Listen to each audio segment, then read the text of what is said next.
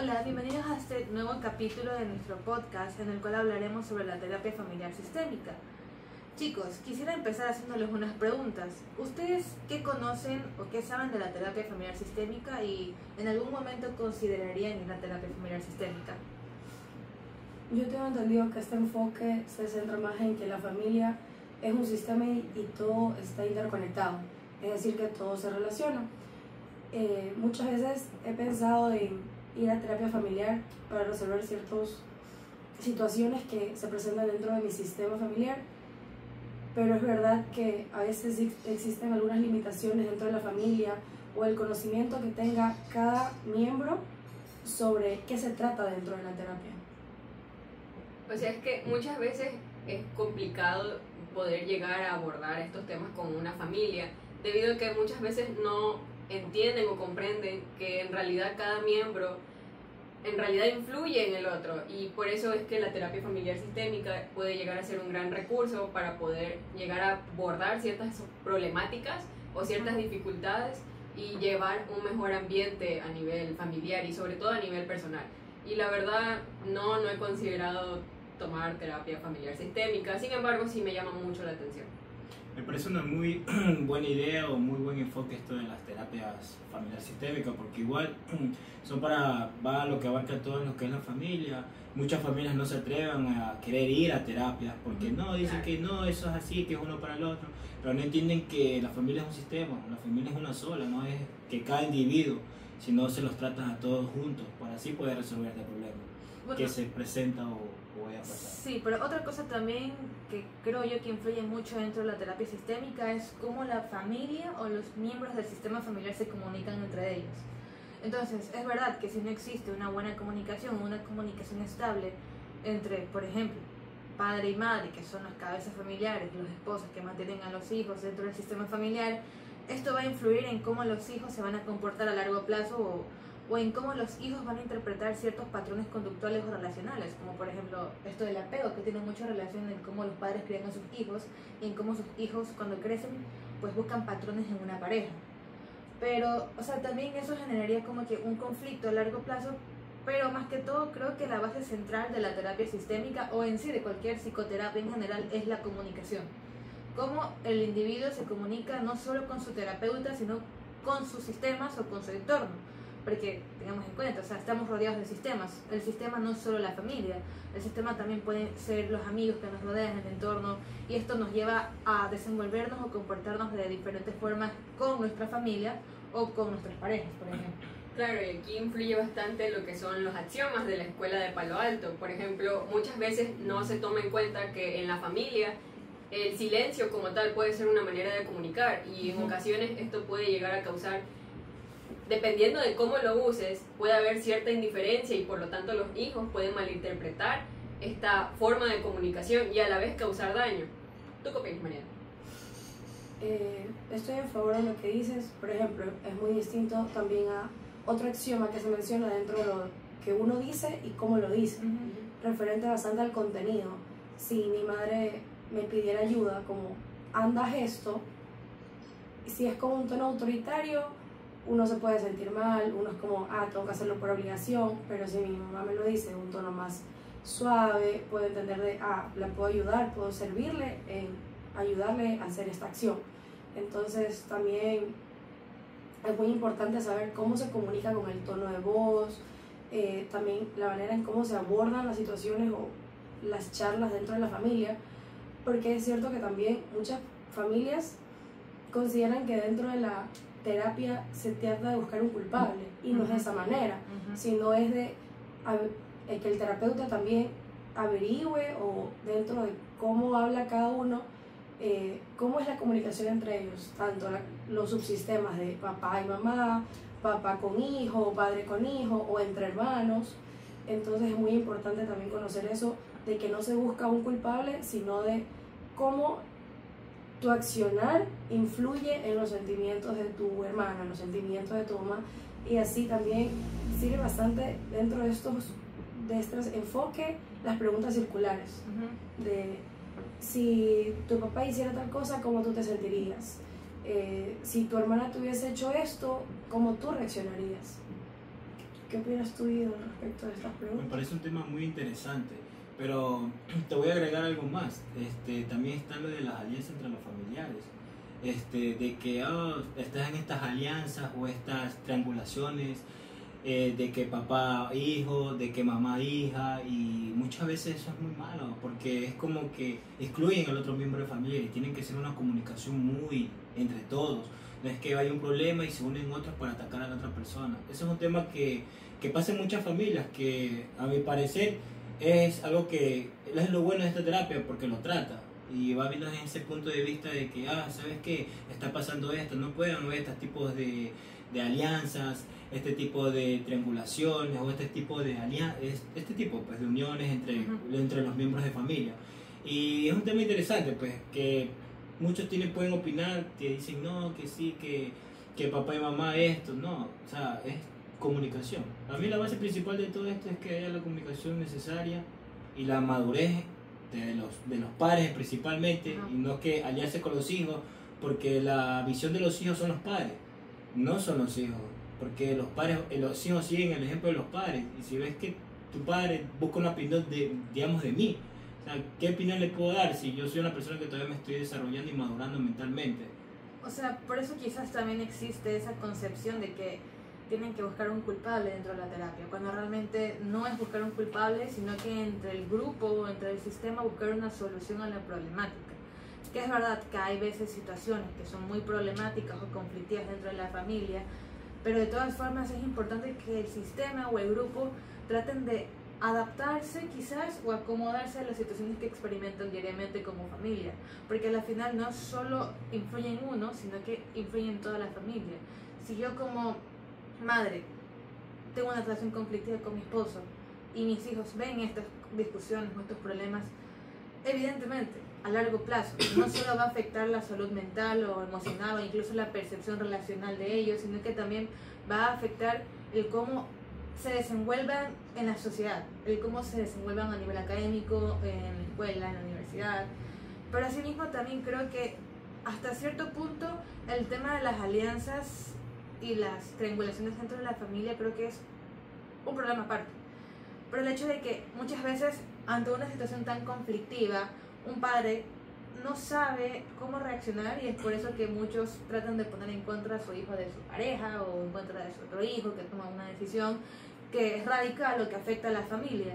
Entonces, muchas veces no es hecho a conciencia, sino que de una forma como inocente o inconsciente de que me voy a unir con ellos porque a lo mejor aquí encuentro una red de apoyo, encuentro una persona que me escuche, cuando en realidad la red de apoyo no tendría que ser mi hijo escuchando todos mis problemas, sino que tengo que buscar otra forma. Creo que ahí entraría lo que son los límites. Por ejemplo, deben existir ciertos límites. Existen los límites claros, los límites difusos y los límites rígidos. Estos límites ayudan a que la relación entre familiares sea más llevadera, se podría decir. Sí, más llevadera. Y también algo que me llamó la atención fue lo de la situación.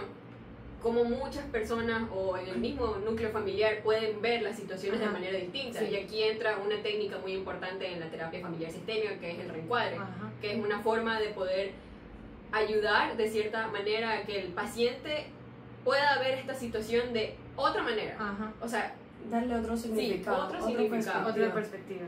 Como ponerle un filtro para verlo desde otra zona, por así decirlo. O sea, yo me replanteo la situación, pero de una forma negativa. Pero, ¿y si la veo de forma positiva? ¿Qué cambiaría o qué pensaría yo? Mira, hablando de eso, me parece interesante porque muchas veces dicen, es que mi hijo es muy rebelde, que mi hijo es muy esto, que mi hijo es muy esto, pero no hay una causa verdad detrás de eso. Puede ser que el hijo esté tratando de llamar la atención de la madre porque hay algún problema ahí y tal vez no se ha dado cuenta de eso. A veces uno como hijo no puede expresarlo de las palabras que son o las maneras de decírselo directamente, pero uno busca con acciones. O sea, a veces uno no lo puede expresar, pero lo hace conductualmente, lo hace con acciones. Sí. Si quieres un poquito, el hijo quiere un poco de libertad, lo demuestra con rebeldía, Claro. no acatando una orden o algo, pero es eso, es llegar al hablarlo y no es directamente, esto es un problema, que hay que tratarlo, que esto es esto, el hijo, y etiquetarlo, porque muchas veces es eso, tratan a las etiquetas a los hijos de que no, que mi hijo es rebelde, que mi hijo es malcriado y esto, no, eso para mí es una mala opinión y es como que hay que cambiar esa O opinión. sea, también hay que tener en cuenta en qué etapa se encuentra el hijo, porque no va a ser la misma reacción un hijo que tiene entre 10 años, 11 años, 8 años, 7 años, a un hijo que está en toda la posada de la adolescencia. Porque evidentemente la adolescencia es una etapa difícil para todos, o sea, todos la hemos vivido. Y muchas veces lo que queremos en la adolescencia es ese apoyo, esa fraternidad, esa compañía de los padres, y muchas familias no lo tienen con sus hijos. Entonces, por eso es que los hijos usualmente tienden a tener estas conductas, podría ser rebeldes, contradictorias, que generan conflictos en la familia, que los padres lo ven como algo malo, cuando realmente no es algo ni bueno ni malo, sino que simplemente es una forma de comportarse teniendo en cuenta los factores del entorno social en el que se está desarrollando el adolescente. Pero asimismo también hay muchos padres o muchas parejas, porque no solo nos enfocamos en la familia, sino que la terapia sistémica tiene un enfoque de parejas, es el hecho de que muchas personas han crecido en ciertos ambientes que los llevan a comportarse de tal forma y esto se proyecta en las relaciones de pareja. Y es por eso que también hay muchos conflictos a nivel de pareja.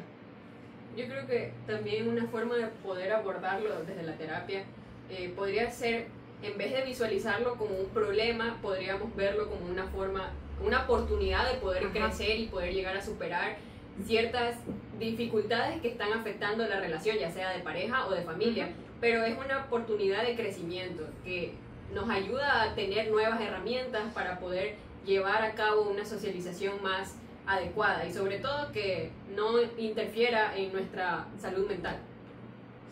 Es que a eso va principalmente lo que es esa técnica de encuadre, en que darle un nuevo significado pero sin cambiar el contenido de lo que pasó. Es muy distinto a la reestructuración cognitiva, que es muy utilizada bastante en la TREC, en la terapia racional emotiva conductual, que esta en cambio trata de identificar los patrones de pensamiento disfuncionales para poder cambiarlos a unos pensamientos más racionales o más útiles.